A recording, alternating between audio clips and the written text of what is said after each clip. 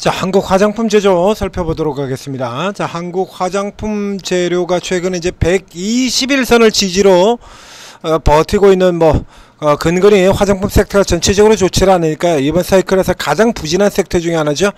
자, 이렇게 근근히 버티고 있다가 오늘 똑 떨어져 가지고 아래로 이제 121선으로 내려왔습니다. 자, 이슈는 문제의 EB입니다. 교환사채. 자, 이제 자사주 많은 기업들 같은 경우가 앞서도 자, 이런 종류의 쪽의 종목이 하나가 있었죠. KCC.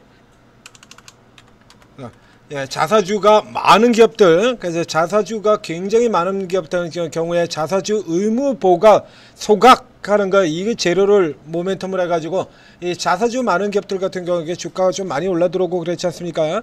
근데 이제 이 화장품주들 같은 경우 대표적인 숏 두들겨 맞는 업종에 들어가다 보니까 이제 상대적으로 그렇게 많이 올라가지 못했어요. 자, 이 기업하고 지금 이제 오버랩이 자꾸 되는데요. 자, 이 비교를 해드리자라고 하면 이 KCC의 경우에는 자, KCC는 자사주가 17%가 있죠. 자사주가 이게 금액으로 굉장히 좀 많습니다. 17%. 그리고 한국 화장품 제조는 비율상으로 보면 KC보다 더 많아요. 20%입니다. 20%. 그러니까 이게 금액상으로는 어마어마한 차이가 나는데 이제 비율상으로는 한국품 화장품 제조가 비율이 조금 더 많습니다. KCC의 경우에는 그래서 이 KCC가 어떤 생각으로 해석했느냐, 그래서 얘기를 들었지 않습니까? 이 좌파 빨갱이 같은 놈들이 말이지, 누구 맘대로 내 주식을, 내 피 같은 주식을 소각을 한 해 만에 니들 맘대로, 에? 공산당이야? 이럴 것 같다라는 얘기를 잘 드렸었죠. 그래서 일단 용처도 EB를 발행하지 어디다 쓰겠다는 용처도 밝히지 않은 채, 그래서 올해 유난히 EB가 많이 나온다는 얘기를 들었습니까? 태광산업 같은 경우도 있었고요. 여기 KCC 같은 경우는 아예 용처조차도 밝히지 않고 EB를 발행하겠다고 덜컥 얘기해놓고 난리가 나니까 그제서야 이 돈을 가지고 일부는 어디다 쓰고 일부는 이건 처음에 발행하기 전서부터 얘기를 소통을 했어야지, 왜 발행을 안 되면 주가 폭락하고 나니까 그제서야 어디다 쓰고 그러려고 했었다 이러다가 계속해서 욕만 처먹고 있으니까 전면 철회 이렇게 들어갔었죠. 자, 한국 화장품 제조의 경우는 용처를 아주 분명하게 밝히고 있고, 그리고 그 용처가 물론 이제 자사주 소각이라고 하는 쪽과 비교를 해본다면 실망스럽기는 해요. 근데 지금 자사주 많은 기업들 같은 경우에 대부분 지금 이 케이스로 가겠다고 우길 수밖에 없는 거예요. 생돈이 지금 얼마가 날아가는 겁니까? 예? 이 경우도 지금 90만 주니까요. 이게 지금 90만 주니까 90만 주, 그러니까 이게 돈이 5만원, 6만원으로 계산한다면 500억이죠. 500억. 그렇죠? 500억이나 되는 큰 돈이에요. KCC는 5천억이었고요. 한국 화장품 제조는 500억이나 됩니다. 그러니까 요게 없었다라면 EPS가 전량이 소각이 된다라면 25% EPS 상승 효과를 가지고 있다. 이렇게 가지고 얘기하고 그 기대가 있었는데 저 앞쪽에 가서 보시죠. 자, 이 한국 화장품 제조가 지난 앞서 저 7월달 같은 경우에 여기 나온 게 있죠. 오케이. 이제 조그만 회사에서 하는 애인데 한국 화장품 제조 잘 아시다시피 후발 세력형 바이오주입니다. 투자기금과 목표는 제시하지 않고 자사주가 20%나 돼서 주주하는 길에 자사주 소각 의무 그거를 얘기를 하고 있는 회사인 겁니다. 여기 요렇게 돼서 여기 소각이 되면은 크게 상승하게 될 것이고 라고 되어 있었는데, 자, 그 이전에 현재 한국 화장품 경우에는 전형적인 후발 상태에 이건 뭐 하는 회사냐라고 하면 한국 화장품이라고 다른 회사가 또 있죠. 한국 화장품 제조에는 지금 별볼이 없어. 최근에 또 한국 화장품이 아주 세게 치고 나오는 흐름 보이지 않습니까? 한국 화장품에서 분리돼서 나온 제조라고 되어 있죠. 화장품 OEM 기업입니다. 한국 콜마, 코스맥스, 코스메카 같은, 코스메카가 3위 기업이에요. 그래서 코스메카가 무너지면 코스맥스가 깨지면서 덩달아 내려갔던 그 코스메카하고만 비교를 해도 어마어마한 차이가 나는 저 밑에 쪽의 종목입니다. 코스메카가 이게 OEM에서 랭킹 3위 종목입니다. 랭킹 3위. 코스맥스나 이쪽하고는 많이 차이가 나죠. 5,800억이에요. 매출 5,800억에 700억 전망이 나오고 있는 기업이고요. 한국 화장품 제조 같은 경우에는 작년에 매출이 1,600억입니다. 그러니까 이게 지금 근 코스메카의 4분의 1 정도 수준밖에 안 되는 기업이다는 얘기가. 그런데 여기도 마찬가지 인디 브랜드들이 지금 워낙에 잘 나가고 있어. 화장품 브랜드들이 잘 나가고 있어서 적자에서 계속해서 전환되고 있죠. 이렇게 전환돼서 실적이 계속 턴어라운드돼서 돌아 나오고 있잖아요. 그러니까 작년도 같은 경우에 200억의 이익을 냈었고요. 그리고 올해의 경우에도요, 지금 상반기에만 벌써 168억의 영업이익을 내고 있습니다. 이 168억. 그럼 일단 실적상으로 보게 된다라면 상반기 168억이니까요. 작년 상반기보다 훨씬 더 나은 실적을 보인다라고 하는 얘기죠. 자, 작년도 이거 역추적해서 보면 작년 4분기에 133억이 나왔거든요. 133억. 그러니까 작년 상반기에 130 정도 나왔다라는 얘기죠. 상반기에 130억. 올해는 168억.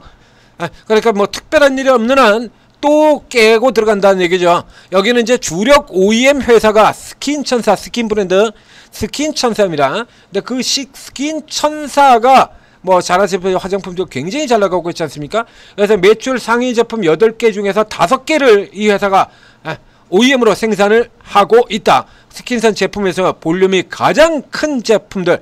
그래서 얘가 잘 나가면 덩달아서 이 한국 화장품 제조도 실적이 잘 나갈 수밖에 없다는 얘기죠. 스킨천사 같은 경우에 지금 이렇게 해서 매출이 전년 대비 400% 이렇게 성장을 하고요. 그래서 이 한국 화장품 제조의 경우도 전년 대비 매출이 53% 이렇게 올라 들어온 겁니다. 그래서 이 스킨천사가 잘 나가면서 이제 증설을 어느 정도 시설재를 투자를 할 필요가 있지 않습니까? 그래야 이제 설 좀 더 나갈 거 아니에요. 그래서 요거 하겠다라는 용도로 나온 게 이번 입이라서 앞서 나왔던 KCC 같은 경우하고는 조금 종류가 다르다는 얘기야. 그래서 물론 이제 이 부분이 사라진다라는 것 같은 경우에는 이제 어느 정도 실망스럽겠습니다만, 만약에 저 앞서 나왔던 저 KC처럼 자사주 소각 혹은 저쪽에 뭐 인포바인 같은 기업들도 있죠. 개별로 치고 들어왔던 무식하게 치었다는 이 인포바인 같은 종목들, 이런 종목들처럼 주가가 이런 식으로 들어왔다라고 하면 여기서 자사주 소각이 다 사라지면 되라면 말짱꽝이 되겠습니다만, 이 한국 화장품 제조의 경우에는 이제 화장품 섹터 자체가 조금 헤매고 있는 바람에 자사주 소각에 관한 걸로 요만큼 반영되고요. 이제 별로 반영된 게 없어요. 겨우 요거 반영된 거예요. 그래서 이미 주가 자체가 자사주 소각에 대한 기대감 자체가 벌써 다 빠져나가 있는 상태라는 얘기야. 여기서 이제 자사주 소각이라고 하는 거, 이게 나가리가 됐던 부분이 KCC 같은 종목에서 주가에 영향 미치는 것과는 상대적으로 차이가 있을 수밖에 없다는 얘기죠. 그래서 지금 현재 이 흐름이 121선 아래로 내려왔습니다만 지금 올 2월 달부터 이어지고 있는 6개월 추세의 저점에 들어가게 돼요. 그래서 이게 악재가 미치는 영향 자체가 KCC와 같은 케이스와는 조금 틀릴 수가 있고, 그리고 이제 조금 있어 이제 3분기 실적 시즌 들어가기 시작하죠. 자, 이러고 나면 이제 화장품주들 같은 경우가 깨진 게 실적이 나빠서 깨진 게 아니니까요. 공매도 때문에 깨잖아요. 코스맥스가 실적이 나빠서 떨어졌습니까? 실리콘투가 실적이 나빠가지고 주가가 깨졌나요?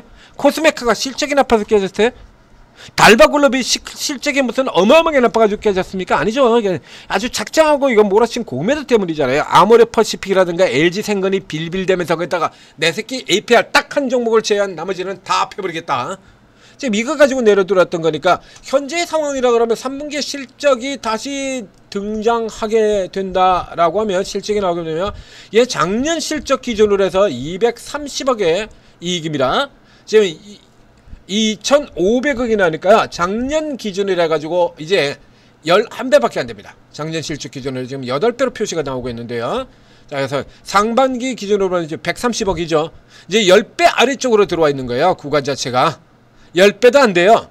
저평가 구간으로 들어가기 시작을 하는 겁니다. 이런 케이스라 그러면 이제 이번에 실적이 나오게 된다 그러면 그리고 이미 저점대에 지금 다 들어와 있고요. 그래서 이 케이스 같은 경우에는 기존에 가지고 야 이건 올라가자 121선 지지하지 않냐 이래서 들어가신 분이라든가, 혹은 이전에 들어갔다가 못 나오고 물려 계신 분들이라 그러면, 이 정도 상황에서는 여기다가 거의 몰빵친 케이스만 아니다라고 하면 여기서 조금 더 내려온다고도 버티세요. 이런 자리에서 안 버티면 어디서 버티겠냐고. 팔라 그러면 저 위쪽에서 팔았어야죠.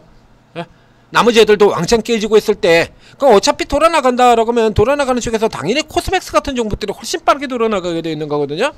얘들보다 훨씬 더 앞서 있는 얘 지금 앞에도 보여드렸지 않습니까? 코스메카하고 비교를 해도요. 코스메카의 4분의 1밖에 안 돼요. 그럼 당연히 이제 위쪽으로 가는 쪽이라 그러면 바꾸기 스위칭 하려고 그러면 벌써 저 앞쪽에서 스위칭을 시켜버렸어야 되는 거고요. 이런 종목들 코스메카 올라 들어오고 이렇게 올라 들어오고요. 그 다음에 코스맥스는 다시 밀리긴 했습니다만 그 직전에 또 먼저 박살냈었던 코스맥스 이렇게까지 25만원 선까지 저러고 지금 들어왔었거든요. 자, 들어왔다 지금 다시 밀려가지고 여기서 지금 지지받고 버티고 있잖아요. 그러면 지금 이 자리 국면에서는 굳이 여기서 자사주가 소각이 되었으면 좋겠지만 지금 이런 식의 자사주 많은 기업들 같은 경우는 다 이런 식으로 갈 거다라고 얘기 드렸지 않습니까? 그래서 올해 EB가 유난히 많은 것도 다 이유가 있다는 거야. 기업 입장에서 보면 야, 이 빨갱이 새끼들 누구 맘대로 이렇게 얘기할 수밖에 없죠. 여러분이 생각해 보세요. 만약에 여러분이 KCC의 대주라고 생각을 해봐봐. KCC의 대주라고는 이 돈이 얼마인데 누구 맘대로 뭐 이런 빨갱이 좀 이런 얘기 안 나오겠습니까? 에? 여러분이 대주자라면요 이게 지금 500억 어치인데 누구만 이런 얘기 나오잖아요. 당연히 그 EB 발행해가지고 그거 가지고 운영자금으로 쓰든지 어디다 쓰든지. 근데 지금까지 EB 발행으로 나온 기업 중에서는 가장 근거가 확실한 기업이 되겠다는 얘기예요. 지금 실적이 계속 돌아나오고 있잖아요. 계속 돌아나가면 당연히 그 시설 자금 이거 증설해야 될 거 아닙니까? 그 자금으로 쓰겠다니까 현재까지 나와 있는 기업 중에서는 가장 확실한 이슈를 대고 있는 겁니다. 그래서 자사주 소각 같은 경우는 그래서 자사주 한번 소각시켜버리고 나면 끝이잖아요. 그러나 이 케이스 같은 경우는 증설하게 되면 화장품 섹터 스킨천사라든가 이런 브랜드들이 인디 브랜드들이 계속해서 잘 팔려나간다면 실적이 계속해서 올라갈 수밖에 없는 거거든요. 증설하는 기업들 실적 나오는 거 보셨지 않습니까? 산일전기 같은 종목들, 삼양식품 같은 종목들 증설하고 난 다음에 이익 규모 점점 더 커지고 있죠. 이 케이스 같은 경우도 지금 그렇게 가겠다라는 얘기거든. 그러니까 여기서 지금 과민하게 반응하실 필요 없어요. 그러니까 아주 많은 상태라 그러면 지금처럼 화장품이 이번 사이클에서는 가장 약세인 섹터이기 때문에 여기다 다 때려놓고 있으면 이건 방향이 애초에 잘못 잡은 거고요. 그렇죠? 그렇지 않은 케이스라 그러면 그렇게 많지 않은 분량이라 그러면 여기서 컷하는 거 아닙니다. 여기 같은 경우에는 컷하고 버티셔야 돼요. 이거는 현재 저평가 국면이니까 뭐 다른 쪽으로 가지 않는다라도 얘도 실적이 나오게 된다면 저평가 국면에 해소하면서 다시 이렇게 쭉 빠져나오는 흐름들 나와줄 수 있다는 얘기죠. 놔두시고 그래서 물량이 조금 많으신 분들만 싹 돌아 나오게 되면 일부 덜어내셔서 주도 섹터 쪽으로 들어가시라는 얘기입니다. 자, 그렇게 대응을 하시면 되겠습니다. 한국 화장품 제조였습니다. 자, 선지의투자TV 구독, 좋아요 잊지 말고 눌러주시고, 자, 그리고 오르고에 들어오시면, 자, 오르고 있는 실전투자 최고 전문가분들은 모두가 최소 경력 10년 이상인 분들입니다.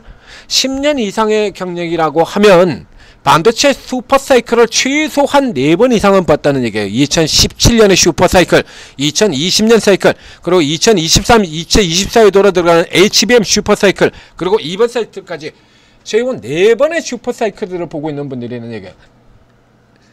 한국 증시에서 반도체를 모르고는 애초에 안 되잖아요. 반도체 모르고 되겠습니까?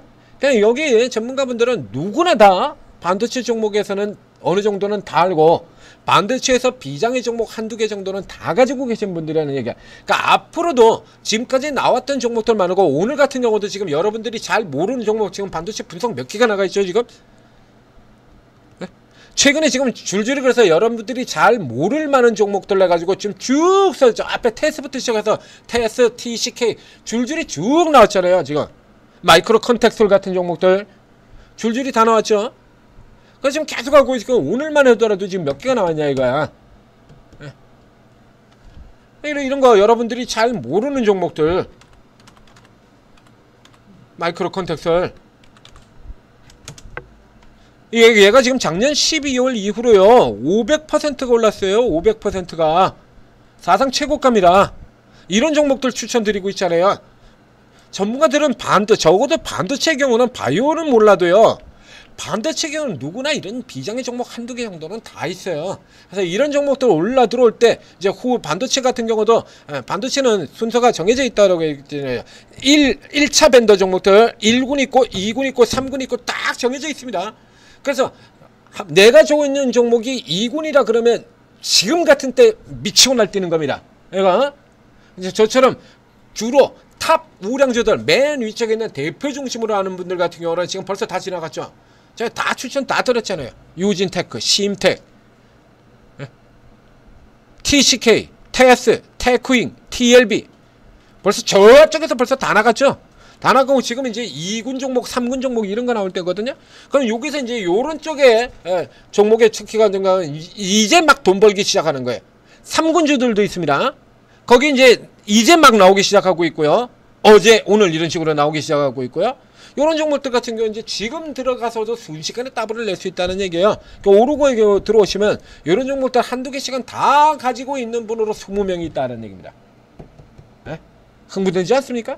자, 오르고 들어오셔서 돈 받으시고 성공 투자하시기 바랍니다.